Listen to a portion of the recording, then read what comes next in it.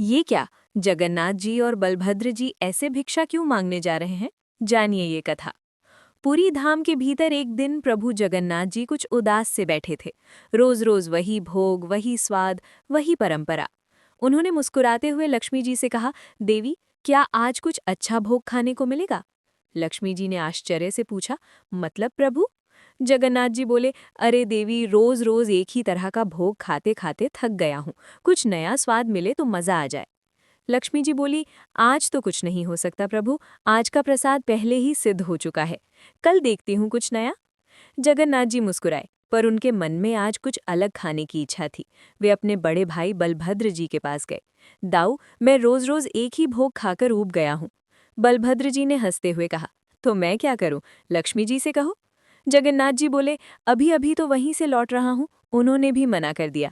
बलभद्र जी ने हंसते हुए कहा, तो फिर क्या करने का इरादा है? जगन्नाथ जी ने शरारती मुस्कान के साथ कहा, चलो ना दाऊ, आज पुरी के भक्तों के घर चलते हैं। वहां कुछ अच्छा मिल ही जाएगा। दोनों ने निर्धन बालकों का रूप धारण किया और पूरी नगरी में घूमने लगे।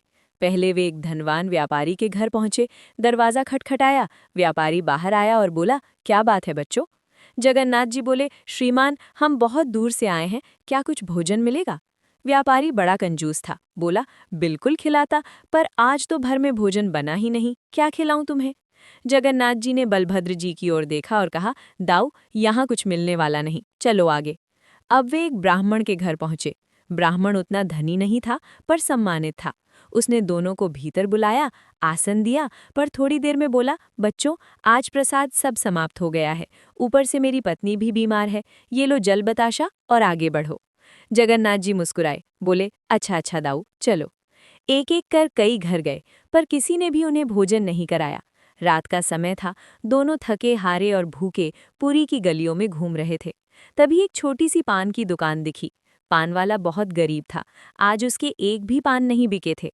दोनों भाई उसके पास गए। जगन्नाथ जी बोले, काका, सुबह से कुछ नहीं खाया, क्या आपके पास कुछ खाने को है? पान वाले ने सरलता से कहा, बेटा, मेरे पास तो कुछ भी नहीं है, बस ये पान है, अगर तुम्हें चले तो यही खा लो। जगन्नाथ जी मुस्कुराए, चलेगा नहीं काका, दौड़ेगा। पान वाले ने प्रेम से 2 थालों में पान सजा कर दिए। दोनों ने आनंद पूर्वक पान खाया। जाते समय जगन्नाथ जी ने अपनी मंदिर की सोने की थाली उस पान वाले को भेंट कर दी। पान वाले ने मना किया, पर जगन्नाथ जी प्रसन्न होकर वैकुंठ लौट गए। उधर लक्ष्मी जी ने कहा, आइए प्रभु, भोग लगाइए। जगन्नाथ जी बोले, आवश्यकता नहीं है देवी, आज पेट भरा है। लक्ष्मी जी बोली, क्या खा लिया आपने? जगन्नाथ जी मुस्कुराकर बोले, मेरे एक भक्त का प्रेम से भरा पान देवी।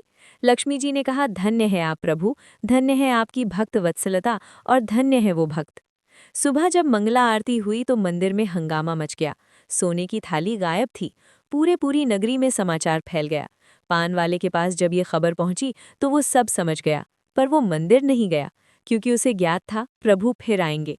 उसके मन में लोभ नहीं, बस प्रेम और प्रतीक्षा थी। रात हुई, वो व्याकुल होकर बैठा रहा। तभी धुंधली रात में 2 बालक फिर से प्रकट हुए। जगन्नाथ जी बोले, काका, आज पान नहीं खिलाओगे? पान वाले की आंखों से आंसू बह रहे थे। उसने 2 थालों में पान सजाए और उनके चरणों में रख दिए। जगन्नाथ जी और बलभद्र जी ने प्रेम पूर्वक पान खाया। जगन्नाथ जी ने फिर अपना पटका देने लगे तो पान वाला बोला, नहीं, अब ये नहीं चाहिए। जगन्नाथ जी ने पूछा, तो फिर क्या चाहिए काका? पान वाला रो पड़ा, प्रभु, अब मैं जान गया कि आप साक्षात जगन्नाथ हैं और ये आपके साथ स्वयं बलभद्र जी हैं। अब कृपा कीजिए प्रभु, मुझे इस संसार के चक्र से मुक्त कर अपने नित्य धाम में रख लीजिए। जगन्नाथ जी ने मुस्कुराते हुए अपना दिव्य रूप दिखाया, तथास्तु।